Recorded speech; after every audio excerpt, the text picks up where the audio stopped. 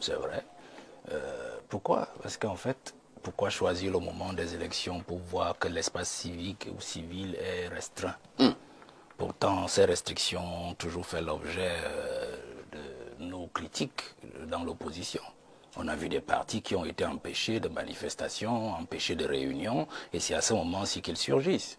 Ça, c'est la première chose. La deuxième chose, c'est de savoir que, mais, comme c'est une chambre de l'ONU qui est en charge des droits de l'homme, mais on a aussi vu une convention qui a été signée récemment par l'État et les Nations Unies pour ces élections. On s'est posé des questions sur le contenu de cette convention, sur l'opportunité de cette convention, et on s'est dit, mais qu'est-ce que l'ONU vient chercher à cette élection? On a rarement vu, je ne me souviens pas, je parle sur le contrôle de ceux qui sont en politique avant moi, une convention entre l'ONU et le Cameroun à la veille d'une élection au Cameroun. Bon, alors moi je me pose des questions, je pose toutes ces questions pour qu'on essaye d'entrer dans le fond du sujet, pour se dire en fait que pour moi c'est une simple mascarade et des complicités qui sont établies entre le pouvoir en place et les Nations Unies afin de légitimer et de valider sur le plan international la mascarade qui s'apprête pour octobre prochain. Une mascarade et l'ONU est si critique?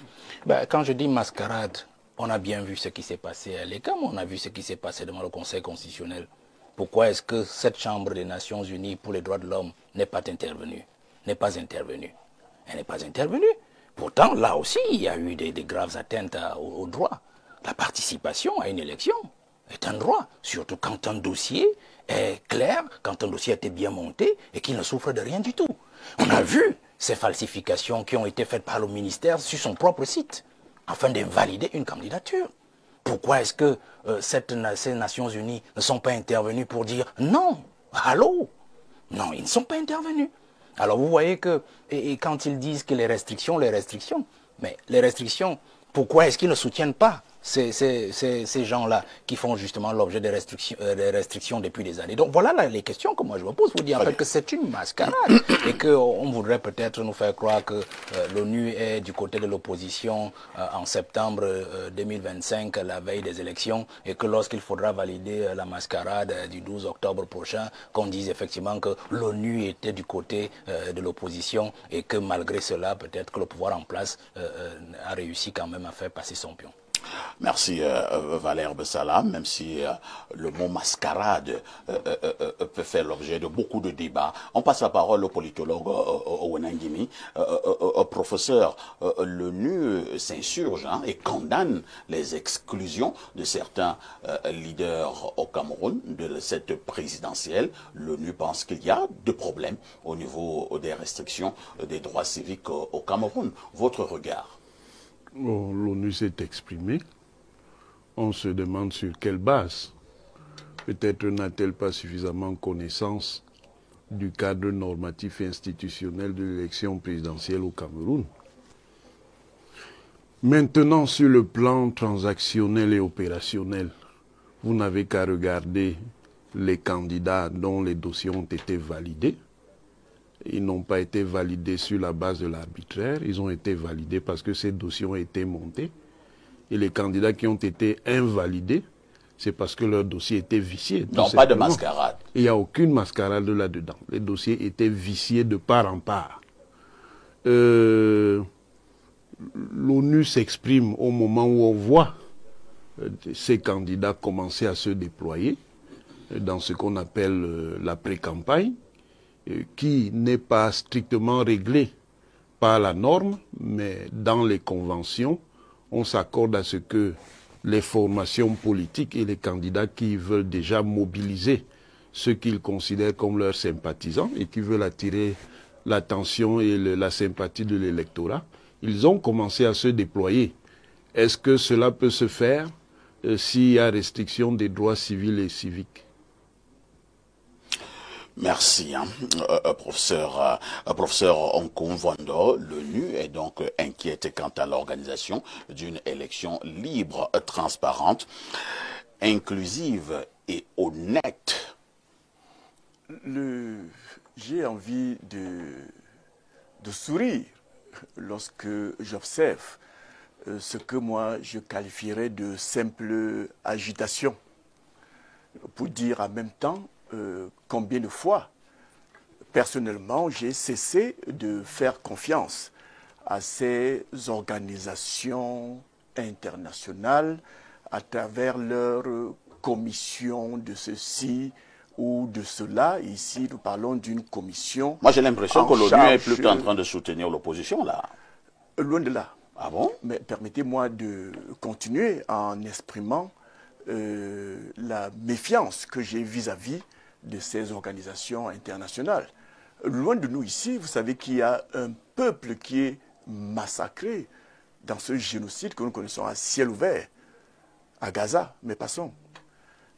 J'aimerais bien entendre ces organisations, non pas seulement condamnées théoriquement, mais aussi amener à faire quelque chose. Parce qu'une simple condamnation ne fait pas ressusciter les morts. Une simple condamnation n'arrête pas le génocide tel que nous le connaissons aujourd'hui à Gaza. Mais revenons au Cameroun. Pour m'en étonner, ce n'est pas aujourd'hui que l'ONU, à travers ses organisations, ses commissions, ignore que le Cameroun est gouverné par un régime totalitaire. Le monde n'est pas fort. Un régime militaire. Un régime militaire? Absolument. Comment ça? Les mots sont dans un pays où la justice est entre les mains des militaires, où les hommes politiques sont systématiquement jugés par une juridiction militaire alors qu'ils ne sont pas du tout militaires, alors qu'ils ont commis des infractions, s'il y a infraction, des infractions qui n'ont rien à voir avec de l'activité militaire. Vous appelez ça comment? C'est un régime militaire. Un régime où tous les ministres se baladent avec des militaires derrière eux, vous appelez ça comment? On appelle ça un régime militaire. Lorsque le président de la République est gardé par toute une armée, vous appelez ça comment? On appelle cela un régime militaire. Vous connaissez les présidents de la République, ils ne sont pas gardés par l'armée? Je parle de d'un corps d'armée. La garde présidentielle au Cameroun est toute une armée. Ailleurs, il y a évidemment des services de sécurité, mais rarement, vous ne verrez toute une armée où des gens mènent des carrières entières dans le cadre simplement de la protection d'un seul individu. Vous appelez ça comment? J'appelle cela, moi, un régime militaire, même si les constitutions et des analystes comme ceux qui sont sur ce plateau nous diront plutôt autre chose. Est-ce que l'ONU, avant les élections, et pour rejoindre M. Valère Bessala sur ce plateau, ignore que avant les élections, toutes les réunions des partis d'opposition sont systématiquement interdites? Est-ce que cette ONU ignore que pour manifester, notamment quand il s'agit d'une activité politique, il faut obtenir une autorisation, une procédure qui n'est prévue nulle part? On parle de déclaration et non d'autorisation de manifester. Est-ce que cette ONU ignore que les opposants sont humiliés? Quelqu'un sort d'un voyage à l'étranger, il est séquestré dans son hôtel, on lui interdit d'aller rencontrer ses militants, on lui impose le parcours, il ne peut aller à un autre endroit qu'à Yaoundé, la capitale. Tout séjour ailleurs lui étant interdit, alors peut-être que son agenda politique, en vue des élections politiques, indiquait qu'il devait aller voir ses partisans, les populations dont le peuple à tel ou tel endroit. Je vais donc répondre à votre question en disant que la dénonciation, si c'en est une, du haut-commissaire aux Nations Unies en charge des droits de l'homme, c'est du cinéma, c'est de la plaisanterie, c'est des choses qu'on ne doit pas prendre au sérieux. Nous avons la possibilité nous-mêmes de dénoncer ces choses et nous le faisons d'ailleurs tous les jours sur les plateaux de télévision sans besoin d'attendre que le Haut-Commissariat aux Nations Unies vienne nous le dire. Un peu comme si, pour les opposants, c'est une moquerie. Merci, professeur Nkumvondo. Et Limbi Lobé, en préparant cette émission, j'avais l'impression que l'ONU vole au secours de l'opposition au Cameroun, mais je suis un peu surpris que sur ce plateau, les opposants sont plutôt en train d'envoyer balader cette ONU. Il s'agit de quoi en réalité? L'ONU est justement dans une espèce de mascarade, pour reprendre le mot de M. Valère Bessala, ou alors l'ONU est tout simplement dans son rôle. L'ONU est dans son rôle et elle ne joue pas son rôle pour le bien de l'opposition. Ça ne nous apporte rien de spécial dans notre lutte, puisque ce qu'elle dit, nous le savons. Et nous-mêmes, nous le disons il y a beaucoup d'années. Donc, c'est une preuve supplémentaire que nous avons raison de nous plaindre de la malgouvernance. Mais la malgouvernance ne date pas d'aujourd'hui dans ces pays. Et des actes de malgouvernance que l'ONU dénonce aujourd'hui, nous les connaissons. Ce qui est important, c'est que, et c'est là qu'il faut attirer l'attention des partis.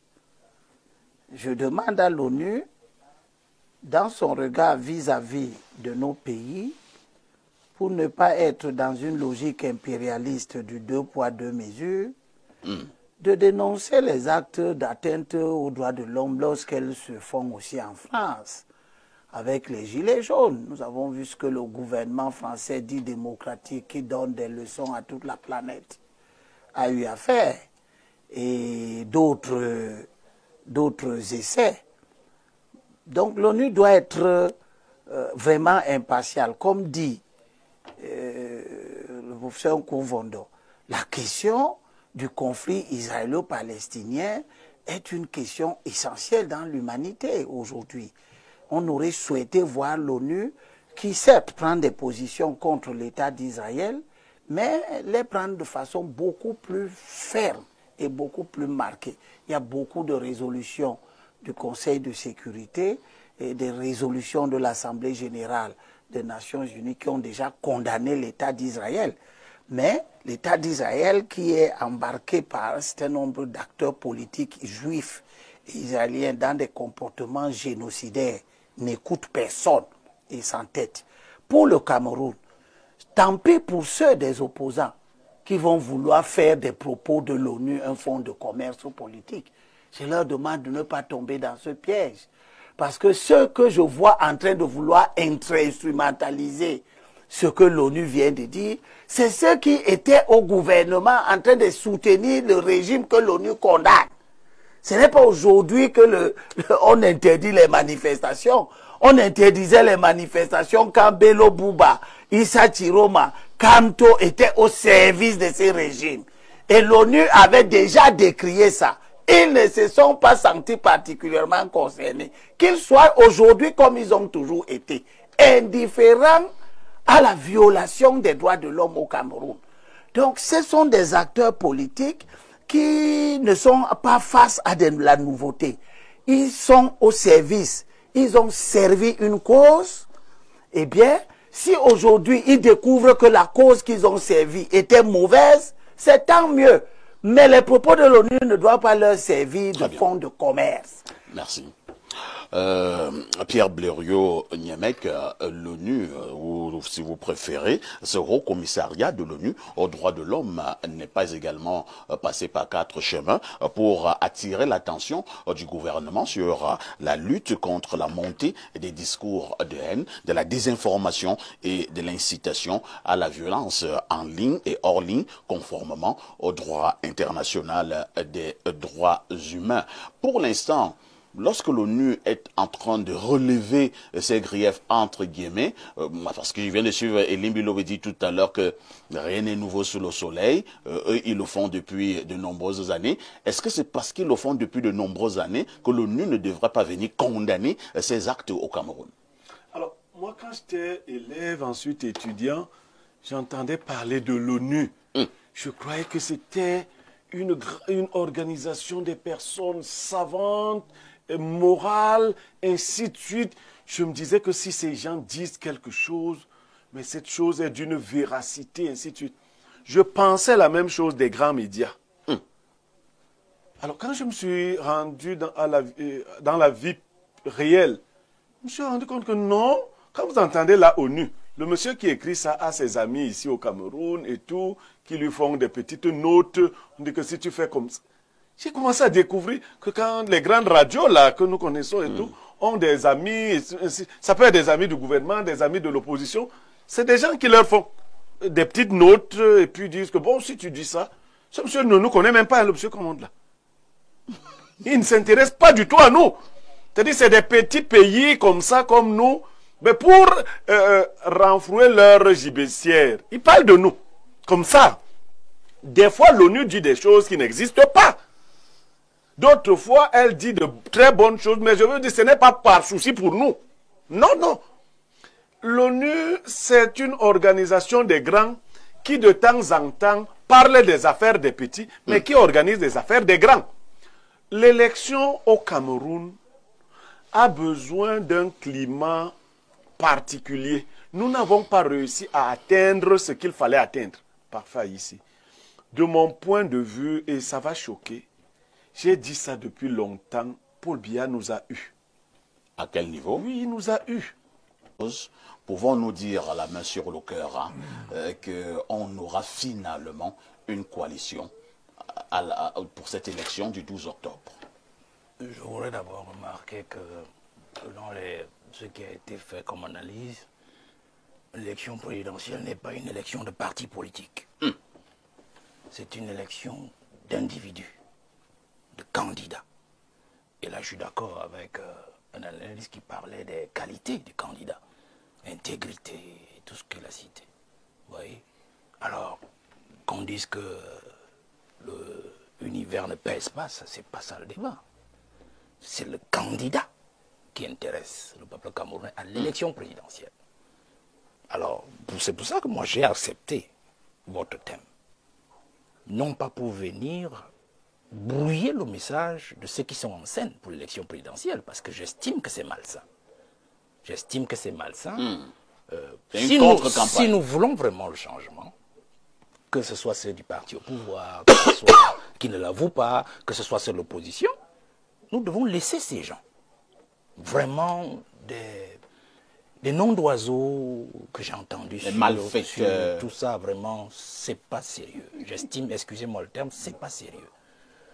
J'estime qu'un minimum de caractère républicain et de santé psychologique voudrait que nous laissions ces gens travailler.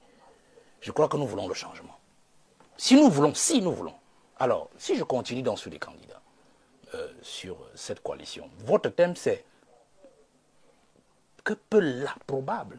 C'est pour ça que la deuxième raison que j'ai encore accepté votre thème, pour laquelle l'improbable, ça veut dire que vous n'avez pas dit qu'il y a déjà une coalition, ou bien qu'il y a des négociations. Probable veut dire que peut-être qu'il y en aurait. Tout à fait. Mais au cas où elle arrive, est-ce que cela est possible? Ou est-ce qu'on peut y arriver? C'est pour ça que moi j'ai accepté ce thème. Donc, je crois que nous sommes dans une logique où nous voulons le changement et il y a des individualités. Maintenant, j'ai suivi aussi un réquisitoire promo pour un candidat à Kérémouna. Je voudrais quand même, quand je faisais la petite histoire des candidats, je me suis abstenu d'entrer en profondeur sur le candidat à Kéré, parce que j'aime toujours dire, dans ma petite expérience professionnelle, ce n'est pas parce qu'on ne dit pas des choses sur vous qu'on n'en sait rien. Donc de dire que quelqu'un est propre, qu'il est ci, et que c'est les autres qui sont ci, qui sont ça, et dit que parmi les quatre, il est le... Non, faites attention.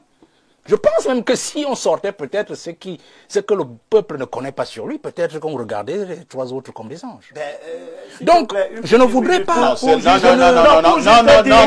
Non, permettez à Bessala Diallo.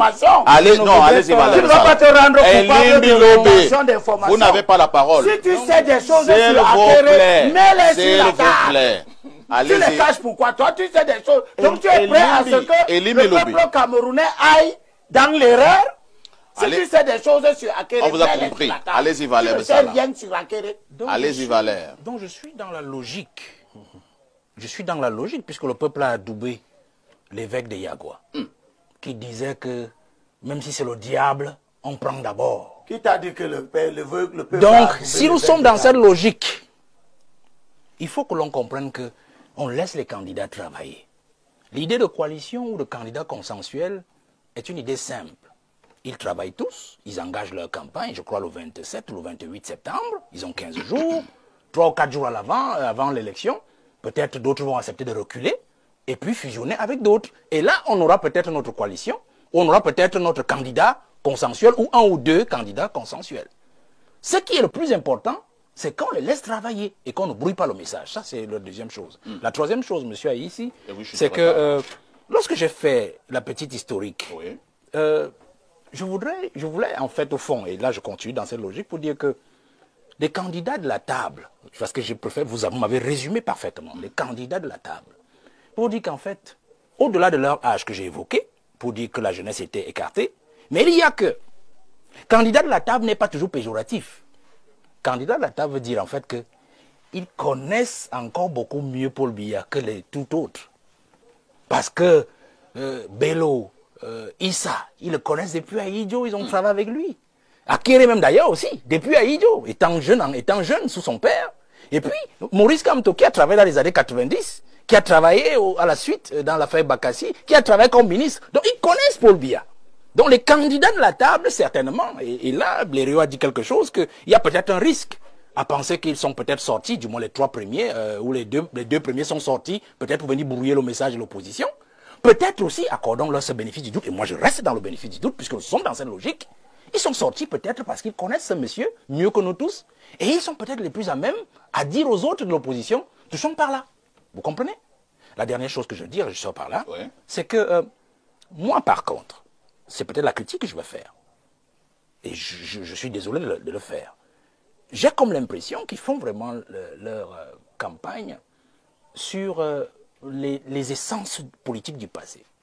C'est-à-dire qu'ils ne tiennent pas compte des changements sur le terrain, de la modernité même de la campagne, de la modernisation même du peuple camerounais, ou de l'électeur, la modernisation de l'électeur. Moi, j'ai vu, par exemple, les nés Bello, que ce soit les nés Tiroma, j'ai vu, c'est vrai, ils comptent d'abord sur leur bastion politique, c'est-à-dire le Grand Nord, leurs militants, c'est vrai, ils ont vraiment une bonne population politique militante.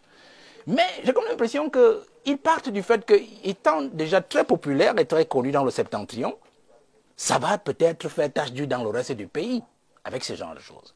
Alors c'est pour ça que j'ai pensé, et quand je vous ai donné les chiffres des âges, pour vous dire qu'il aurait été mieux pour eux d'associer de nouveaux visages. Des visages qui sont représentatifs de la nouvelle génération et qui peuvent donc les aider à capter non seulement cette jeunesse du septentrion, qui peut-être aussi a des soupçons, comme beaucoup en ont sur eux, qui a des doutes, mais aussi la jeunesse et l'autre peuple des 7 autres régions, qui se posent les mêmes questions qu'eux. Parce qu'en fait, on ne peut pas évoluer avec peut-être des méthodes de 2011, je ne sais même pas s'ils étaient aux élections en 2011, ou les méthodes de 92 et 96, et penser qu'on peut encore gagner l'élection comme cela en 2025. Donc il faudrait peut-être qu'ils changent, et je crois qu'ils ont encore plus d'un mois pour rattraper cette affaire-là. Ce n'est qu'un conseil, hein, c'est une critique conseil que je fais. Professeur Owonangini, je pense que Valère l'a dit d'une manière ou d'une autre tout à l'heure. Est-ce qu'il n'est pas également temps que nous nous écartions un peu de ce procédé qui voudrait que lorsqu'il y a des probables coalitions qui veulent se mettre sur pied, que sur des plateaux de télévision, nous passions le temps à saquer ces candidats et ces candidatures. Non, tel n'est pas propre. Non, tel est sale. Non, tel avait travaillé d'abord avec tel. Non, tel c'est un bandit. Tel... À cette allure, est-ce que ça ne fait justement pas seulement l'affaire du RDPC? Oui, bon... Est-ce que toute l'opposition, ou bien tous les candidats de l'opposition au Cameroun sont sales? Je ne sais pas si tous les candidats de l'opposition sont sales, mais s'il faut faire la critique, il faut faire la critique de tout le monde. Pourquoi vous voudrez critiquer le candidat Paul Biya et ne pas critiquer les autres? Pourquoi? Ce serait aussi un biais. Le fait de décortiquer les autres candidats, oui, ça vous arrange. Oui, mais il faut décortiquer dans tout le monde. Est-ce qu'Akere est propre? Est-ce qu'Akere est propre? Il faut voir l'actualité. Il a souvent été au cœur d'une actualité où, sans qu'on sache, il était concerné de manière directe ou indirecte par certaines affaires. C'est l'un des acteurs des affaires des avions présidentiels. Ah bon? Maintenant, quelle est la position dans laquelle il s'y trouve? Je n'en sais rien. Pourquoi il n'a pas été interpellé? Je ne suis pas juge. Je ne suis pas juge pour savoir de quoi il s'agit. Et maintenant, c'est un acteur qui a été dans la sphère du pouvoir. Ça, c'est incontestable. Et s'il a été dans la sphère du pouvoir et que vous estimez que ce pouvoir-là a des casseroles, pourquoi lui, il en serait dispensé? Je pense que le débat est ailleurs. Le débat est dans la qualité des candidats à défendre une orientation, ou alors à défendre une orientation et un bilan, ou alors à proposer une orientation nouvelle.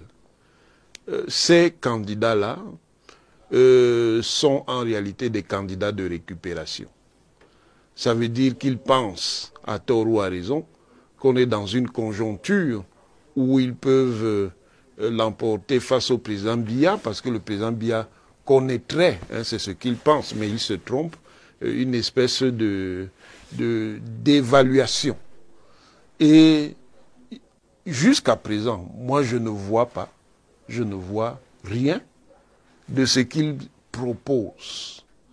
Et sur le terrain de proposition, ils sont même en retard par rapport à d'autres candidats pour lesquels on ne met pas autant d'attention, c'est-à-dire les jeunes. Dans cette campagne, si on prend l'opposition, les jeunes sont beaucoup plus sérieux que les vieux, entre guillemets, parce qu'eux, ils font du vrai travail politique. Peut-être ils ne sont pas en position favorable en termes de capital relationnel. Peut-être ils ne sont pas en position favorable par le capital réputationnel, ils ne sont pas encore suffisamment connus. Peut-être leur capital positionnel n'est pas suffisamment important, notamment en ce qui concerne l'expérience des affaires gouvernantes, mais eux au moins proposent des idées. Il reste à savoir si ces idées sont toujours praticables. Très bien. Mais ils proposent des idées. Très bien. Donc un débat sur les coalitions ne peut pas non plus exclure une attention vis-à-vis de ces acteurs politiques. Très bien. Professeur Nkonfondo.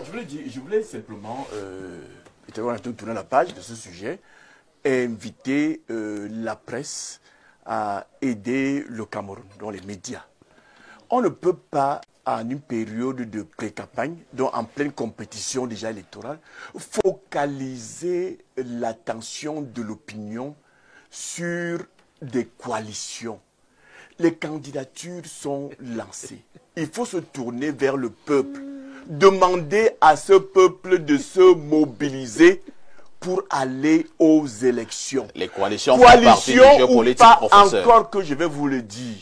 Et pour reprendre ce qu'a dit tout à l'heure Valère Bessala, ce n'est forcément pas une coalition de partis politiques qui fait gagner une élection. Si nous partons du postulat selon lequel, et rejoignant ainsi Bello Nyemeg, des partis parfois qui portent des candidats sont des micro-partis, des partis faibles. Même lorsqu'il s'agit de grands partis, on perd souvent de vue que aucun parti politique dans ce bas monde n'a jamais gagné une élection avec seulement ses militants.